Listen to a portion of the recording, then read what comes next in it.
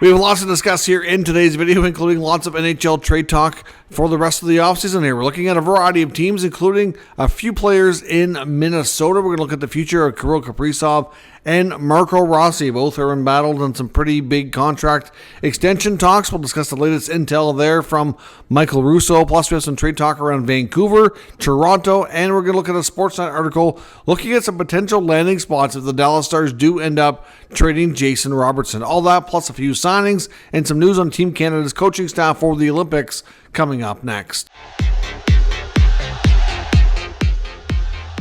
So welcome back to another video here at Top Shelf Hockey. As I mentioned, we have lots to discuss in today's video. We'll kick things off today with some news from Hockey Canada. They made an announcement regarding some of their staff for the 2026 Olympic hockey team. So we now know their full coaching staff as well as a lot of their support staff here as well. And it's going to be a lot of the same people, obviously, that went in with Hockey Canada for the Four Nations tournament. So the full coaching staff, we already knew John Cooper was going to be the head coach. His assistants are the same as before, with Bruce Cassidy, Pete DeBoer, and Rick Tocchet. And then they have Misha Donskov, who's the eye in the sky coach. He's obviously the coach that sits up in the press box and kind of looks at things from a different perspective. Of course, Cassidy, DeBoer, and Tocchet, all very well-experienced guys, all in different roles with the Four Nation team. And, of course, they won that tournament. So I guess they feel pretty confident going in that these are the right people to continue leading the Team Canada efforts here. Also, a few other notes around the support staff, a variety of people from different teams, but there's a bunch that are not necessarily affiliated with an NHL club, but there is a few that I want to make mention of. A couple with the Senators organization who are kind of recognized as being some of the best in the business here. His head athletic therapist, Dom Nicoletta, will be with the Hockey Canada team as well, and the strength and conditioning coach, John Forget, will both be there representing the Sens with Team Canada. And, of course, their mental performance coach, which basically is a sports psychologist role, somebody that comes from my hometown here, Fredericton, New Brunswick, also affiliated with the Tampa Bay Lightning, Dr. Ryan Hamilton. He's actually worked out quite a role for himself. I mean, between being a professor at UNB, also works in the same sort of role with the UNB hockey team, has done stuff with Hockey Canada, and also with the Tampa Bay Lightning. Like, he's technically a Stanley Cup champion, sports psychologist coach. So, I mean, ultimately, he does phenomenal work. And for somebody that's, for a smaller city like where I live that doesn't get a ton of recognition at the NHL level, it's nice to see someone like him getting a chance to not only be affiliated with an NHL team, but obviously with the national program as well. So doing lots of great work and making Fredericton proud. Some other news around the hockey world today, including a big one. We got an update from Elliotte Friedman today saying that he expects Porter Martone, the number 6 overall pick in the 25 NHL draft, who became a member of the Philadelphia Flyers and now becomes their top prospect, will be committing to Michigan State University for the upcoming hockey season. Of course, we know Martone played in the OHL, and of course for Michigan State, this is a huge get for them. Of course, they just lost Isaac Howard. He was a big part of their program. He decides to sign with the Oilers after the trade. We know he was NHL ready, or at least it appeared as though he had accomplished as much as he could at the college level. It was ready to turn pro, but things went sour with the Lightning, and we thought maybe Howard would end up back in college, but obviously things worked out for him to be traded, signed with the Oilers, so he will not be back. And that actually took place the same time that Gavin McKenna confirmed that he was going to Penn State. So they lost out on McKenna, and they found out that Howard wasn't coming back all within, I think it was the same day if I'm not mistaken, within a 24-hour span. So certainly a rough couple of days for the hockey program there, but they've got a lot of good players. Porter Martone going there will be a huge pickup, and should be a great development opportunity for him. Like I said, he's one of those guys like McKenna who, it sucks for the CHL, but, they've accomplished a lot, and it's going to be a lot more challenging and a lot more beneficial for their development to have an opportunity to play at the college level and play against older, stronger men, instead of playing against junior players that are not at their level. So ultimately, good get there for Michigan State, and a big step taken for Porter Martone. Now, I believe as well, I don't know if it was announced today, but Jeff Merrick had made mention he believes goaltender Jack Ivankovic will be committing to the University of Michigan. They're expected to also have another strong program as well. A couple signings today, both with Carolina. They've got a couple of their RFAs taken care of. Of course, both these RFAs are likely going to spend a fair bit of time in the minors, but they've signed 22-year-old RFA left shot defenseman Ron Seeley. Gets a 1-year, 2-way deal, $813 at the NHL level and $80,000 at the American Hockey League level. And they've also signed Ryan Suzuki, brother of Nick, of course, been in the Canes organization for a while. He gets another 1-year, 2-way deal, $775 at the NHL level, $130K at the American Hockey League level. I know Suzuki's. I know at one point we thought he might stand a chance to have a pretty decent career like his brother, but so far it's been a little bit slower going, getting the consistent opportunity and kind of taking advantage of it. So we'll see what this year brings for Suzuki with the Carolina Hurricanes organization. Now, as I mentioned, we got a bunch of things we're going to take a look at here today. I want to look at some speculation around the Minnesota Wild to start off with. And this information comes from a new interview conducted by Wild beat writer Michael Russo of The Athletic with the Daily Faceoff crew with Jason Gregor on the DFO Rundown. So Kaprizov, as we know, is a superstar player. The Wild have never really had a player like him before, and they really don't want to see him walk away. So we knew going into this offseason, he would be one of those interesting players, obviously like McDavid and a few other guys that are eligible for a contract extension because he's a very dynamic player. He's a huge part of their team, and we know they don't want to lose him, and they want to get this taken care of. So we've even heard ownership and the GMs make sure they've mentioned before that they have no problem making Kaprizov the highest paid player at his position for sure, if not one of the highest paid in the league.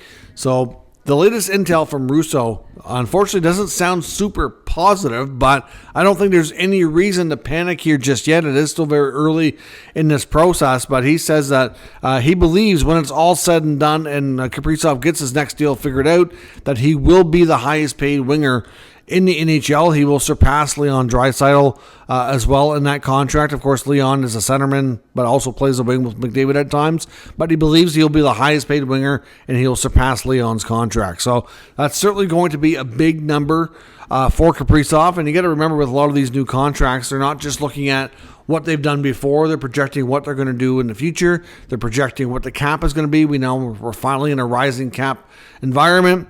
We know where the cap is going to be the next couple years. After that, it would be just projection. And, well, certainly, some of these guys want to cash in, and they're going to be expected to be able to do that. So now the problem is that all that being said, we know that that's where things are probably going to end up.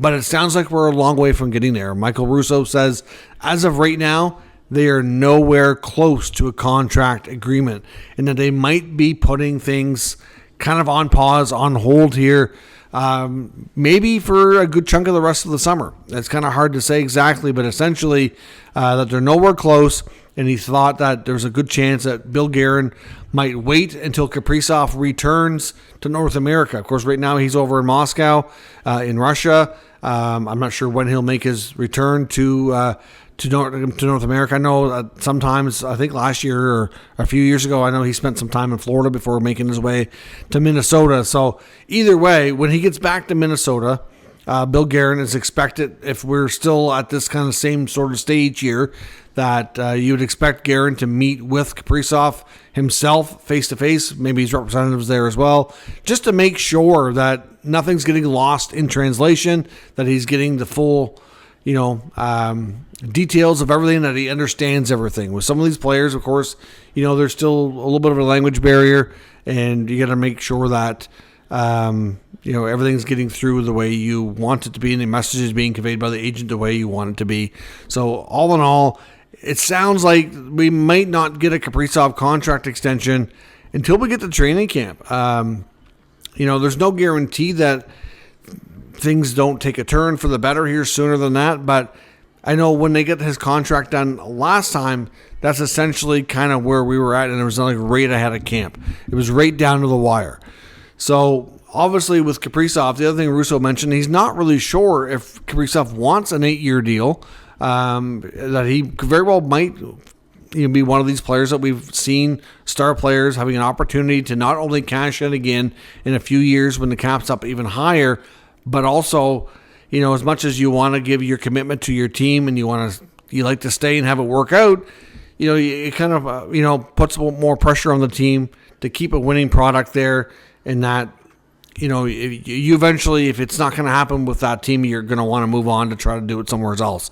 And we know that Minnesota has had a lot of competitive teams, but it's been a long time since they've won a playoff round. We're approaching, I think it's 10 years now. So obviously, he wants to give a commitment, but does he want to give 8 years? That's the thing that Russo was not sure of. So obviously like I said, I don't think it's really reason to be too concerned. I mean, for one, it's not unusual for some of these star players to take a while to get the deals done. But the thing, too, is with this is that we had heard before, and it kind of seems to still be the same, that the Marco Rossi situation was being greatly impacted by what's going on with Kaprizov and getting an extension done.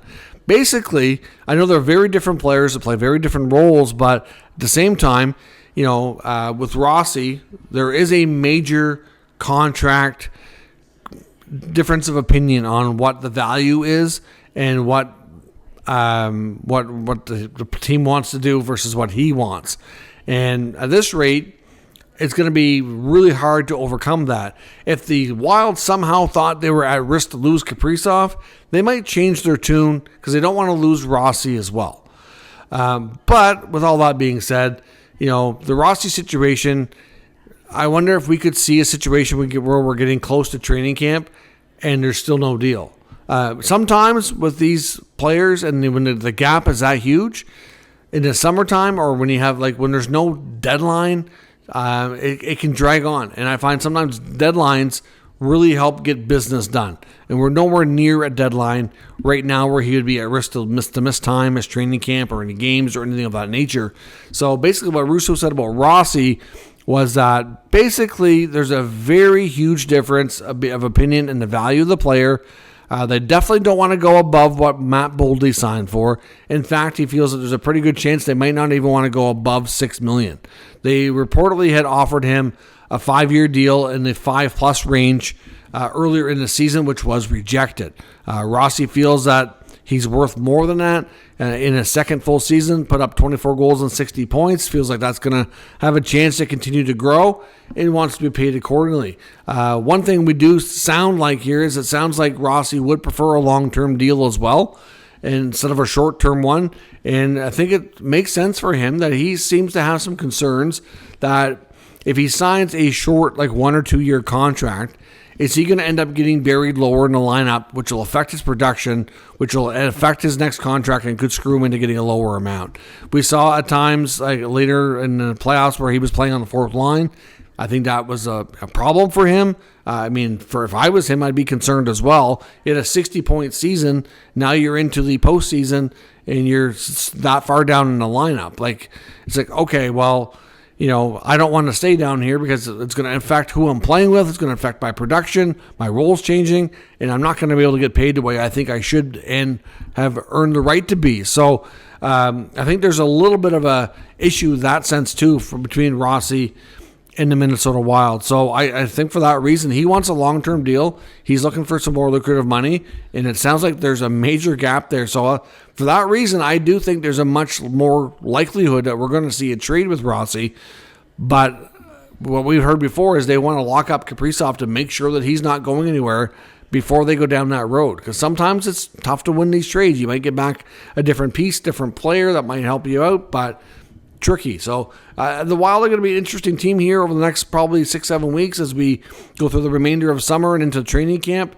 But yeah, there seems to be some pretty big gaps on both of those fronts, and they're both important players for the team. So of course Kaprizov is under contract for the coming year, so they don't have to worry about him missing time, but they don't really want to go into the season without this getting done if they can help it, because a lot of players, and he might be one of them, says, I don't want to talk contract during the year. I want to focus on hockey.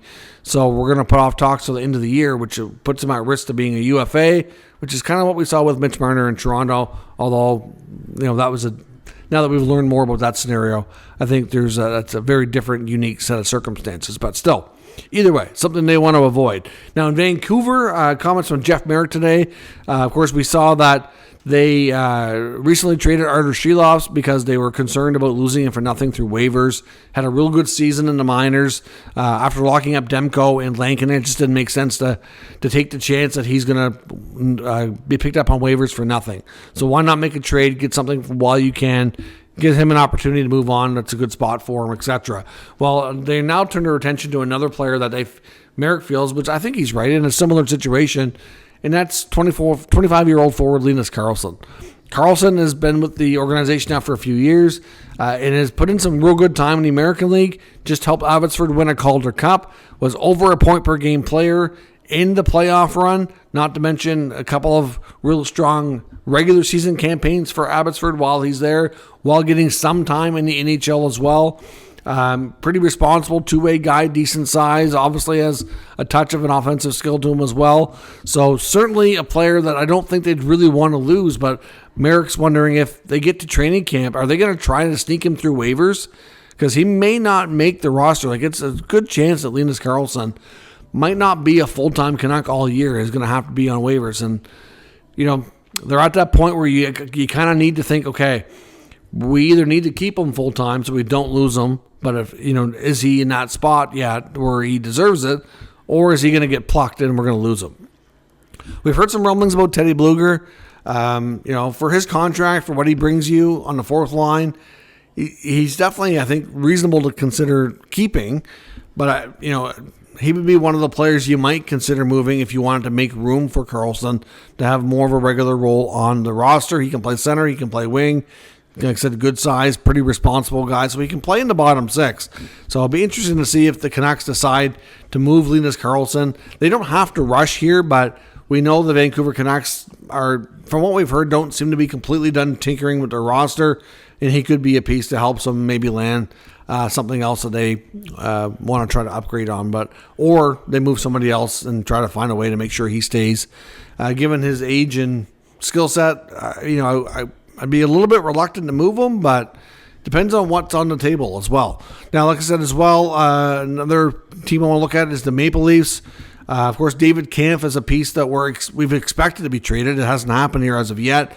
There was certainly, I came across an article today looking at some options of where Kampf could end up, and one of the ones I thought made the most sense to me was the Pittsburgh Penguins. A couple of reasons. One, Kyle Dubas was the GM for the Leafs who originally brought Kampf to Toronto. So when he first came there, obviously Dubas liked this player, brought him in, and of course later got extended to the contract he has now, which is a little bit problematic, which is why they want to move him. The Penguins don't have a lot of players signed beyond the next 1 or 2 seasons. They don't have much in the way of longer-term contracts. Kampf has 2 years. So, again, could be a player that, actually helps them for the coming year and the year after if he sticks around that long. And obviously we know the Penguins are, recruiting a lot of picks and prospects to try to build this thing back up here over time. So I'm not sure if they would kind of expect the Leafs to add a sweetener.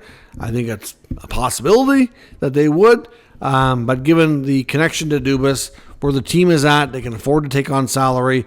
They can afford to take on, a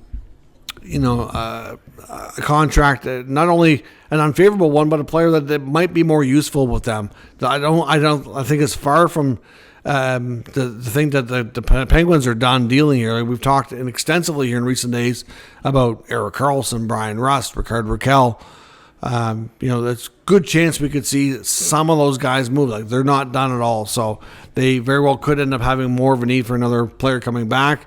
The Leafs were one of the teams mentioned about Erik Karlsson. I don't see how that's really all that likely, but we'll see. But Kampf to Pittsburgh, to me, does make some sense. And last, I want to look at an article from Sportsnet, Ryan Dixon, looking at Jason Robertson and the Dallas Stars, looking at some landing spots for him should they decide they need to trade him. Now, for one, he's another player that we've heard from some of the top reporters saying that basically the feeling on Robertson is that they want to kind of have a chance to talk about the extension. He's a restricted free agent next year if he doesn't sign. He would be 1 year away from UFA status. So clearly the Stars, I think, are at a point with him where they need to make a long-term decision. Do they sign him to a long-term deal or do they move him doing a 1-year contract is not really good for them in a sense, setting him up to walk for nothing if things don't work out or another offer comes along or what have you. So, they either need to sign him up long term, which they feel, a lot of people have said that they don't think he would want, or the team wouldn't want to go above what they gave Rantanen. Will they want to have a similar contract, or they want multiple forwards making that kind of money? They're going to weigh all those options out and see how do they feel about Robertson long term. Well, a couple of teams to watch for if they decide that his contract demands are too much. One, it mentions LA, of course, California-born kid. So it would be like a hometown for him in a sense.